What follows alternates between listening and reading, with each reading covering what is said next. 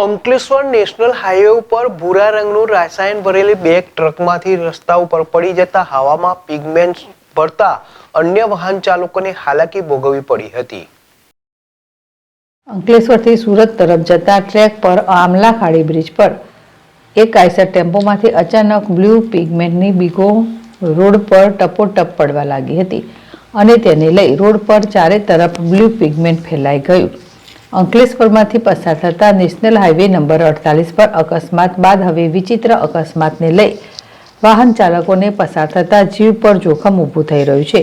થોડા સમય પૂર્વે નિલેશ ચોકડી પર ટ્રકમાંથી કેમિકલ ભરેલા ડ્રમ પડતા વાહન ચાલકોના જીવ જોખમમાં મુકાયો હતો, જે બાદ આજરોજ અંકલેશ્વરથી સુરત તરફ જતા ટ્રેક પર આમલા ખાડી બ્રિજ પર જ એક આઈસર ટેમ્પોમાંથી અચાનક બ્લુ પિગમેન્ટની બેગો રોડ પર ટપોટપ પડવા લાગી હતી અને તેને લઈ રોડ પર ચારે તરફ બ્લુ પિગમેન્ટ ફેલાઈ ગયો હતો।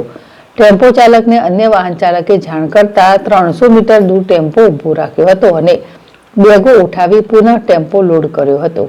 જોખમી રીતે વાહનમાં સામાન લોડ કરી અન્યના જીવ પર જોખમ ઊભું કરતા આવા વાહન ચાલકો સામે કાર્યવાહી કરવામાં આવે તે જરૂરી બન્યું છે। યાકુબ પટેલ, જેડેશ ટીવી, ભરૂચ।